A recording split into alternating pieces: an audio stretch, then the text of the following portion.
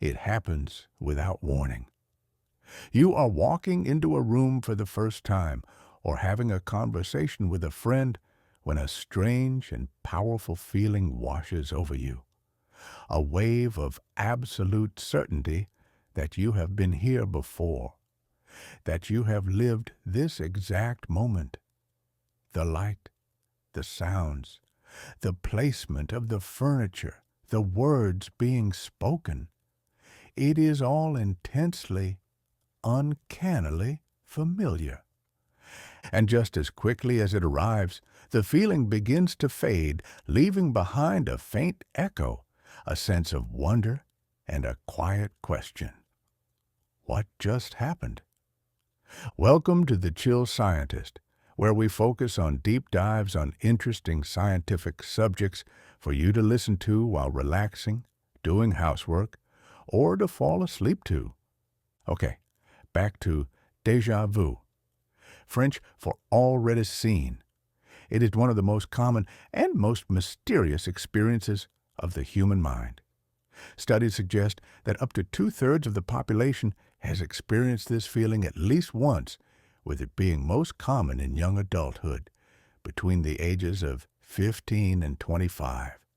For centuries, we have tried to explain it through spirituality, past lives, or glimpses into the future. But what if the answer is not outside of us, but deep within? What if déjà vu is not a message from another dimension, but a ghost in our own machine, a beautiful, harmless glitch in the intricate wiring of our brain? Tonight, we are not going to solve the mystery. We are going to explore it. We are going to journey into the quiet, complex world of the human brain to understand the leading scientific theories that attempt to explain this strange and wonderful feeling. So, find a comfortable space, close your eyes if you wish, and let's explore the science of a moment you feel you've already lived. Our first stop on this journey is a theory of timing, a theory that suggests déjà vu is the result of a tiny, split-second delay in the brain's processing of information. It's often called the dual processing theory. Imagine your brain as an incredibly sophisticated recording studio. Every moment of your life is a live performance, captured by multiple cameras and microphones simultaneously. All of this information, the sights, the sounds, the smells, travels along neurological pathways to a central mixing desk where it is all synced together into a single, coherent experience of the present moment. Normally, this system works flawlessly. The information arrives from all sources at the exact same time, but every now and then there is a tiny lag, a flicker in the system. According to the dual processing theory, this is the heart of déjà vu. It proposes that the brain has two primary pathways for processing information. One is a fast subconscious route, and the other is a slower conscious route. Most of the time, they are in perfect harmony, but occasionally, the fast subconscious pathway might just outrun the conscious one by a few milliseconds. It delivers the information to your memory centers a fraction of a second before your conscious mind has fully registered the experience as the present. So, when your conscious mind finally catches up, the information is, in a sense, already there.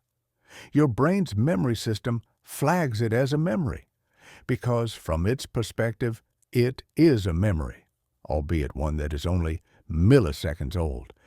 The result is a bizarre paradox.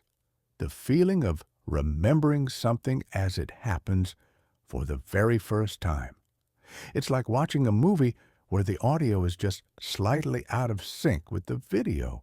The information is correct, but the timing is just off enough to create a strange and unsettling effect. It is a brief, harmless filing error in the vast library of the mind. But what if the glitch is not in the timing, but in the memory itself? This brings us to our next theory, which looks not at the processing of the present, but at the echoes of our past. This idea, sometimes called the Gestalt familiarity theory, suggests that déjà vu is triggered by a forgotten memory. Our brains are incredible pattern-matching machines. They are constantly scanning our environment for things that are familiar to help us make sense of the world. Imagine you are walking into a cafe you've never visited before. The layout is new. The people are strangers. But perhaps the specific pattern of the tiles on the floor is identical to the pattern in your grandmother's kitchen, a place you haven't seen in 20 years. Or maybe the way the afternoon light is falling through the window is the exact same quality of light you saw on a vacation years ago. You would not consciously recognize this single, isolated element. The memory is too old, too buried. But your brain's subconscious pattern-matching system does. It finds this one familiar piece of the puzzle, and in a strange quirk of processing, it doesn't just flag that one element as familiar, it mistakenly applies that feeling of familiarity to the entire scene.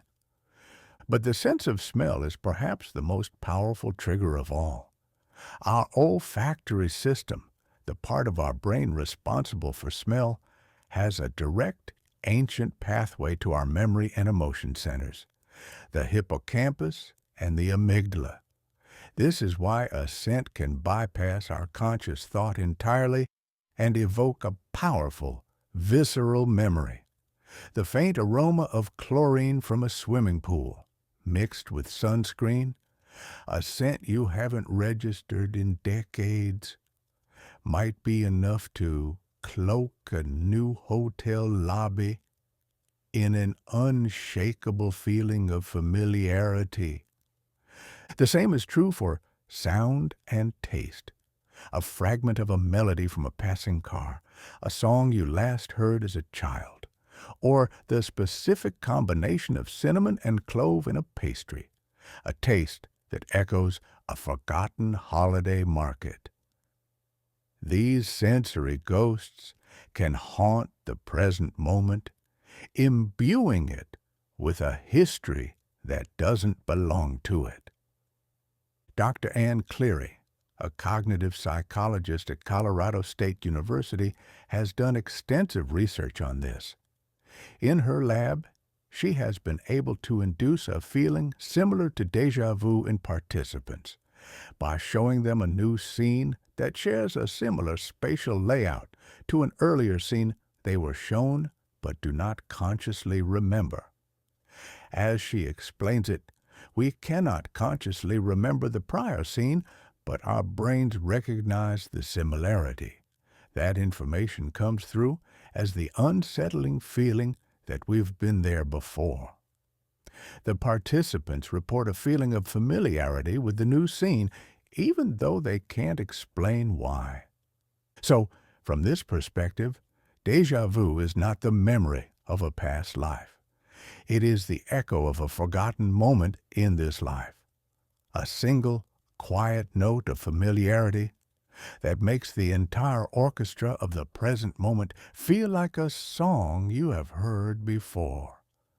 Our final theory takes us deeper still into the very structure of the brain itself, into the electrical signals that flicker through the lobes of our cerebral cortex.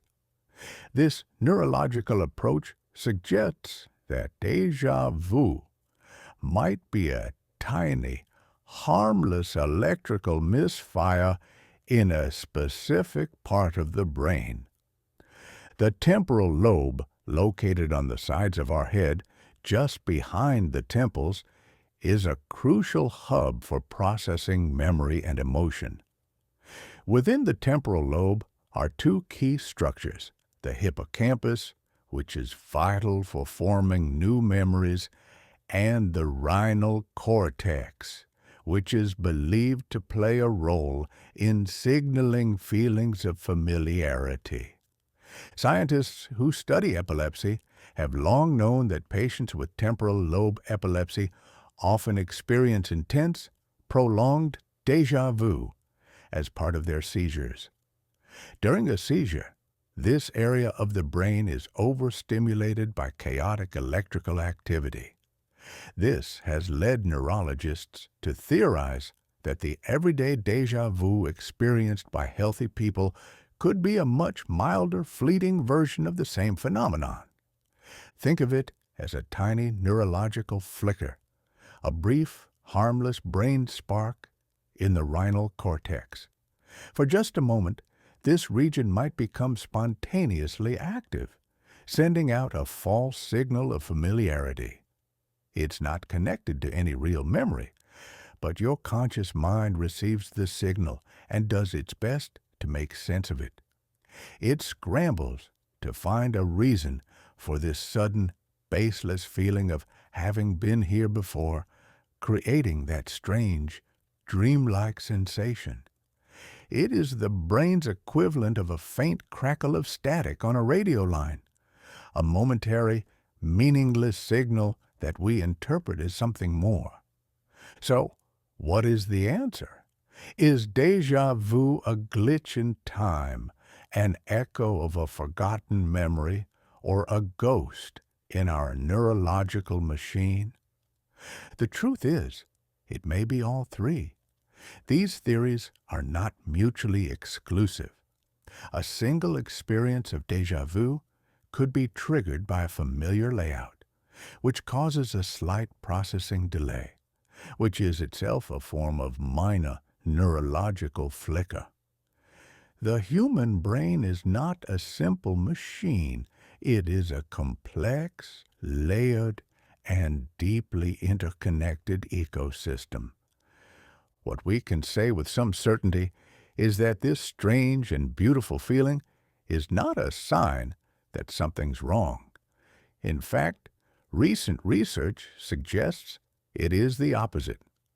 Dr. Akira O'Connor, a researcher at the University of St. Andrews, proposes that déjà vu is actually a sign of a healthy brain's fact-checking system at work.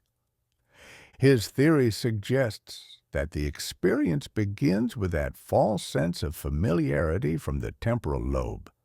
But then, another part of the brain, likely the prefrontal cortex, kicks in.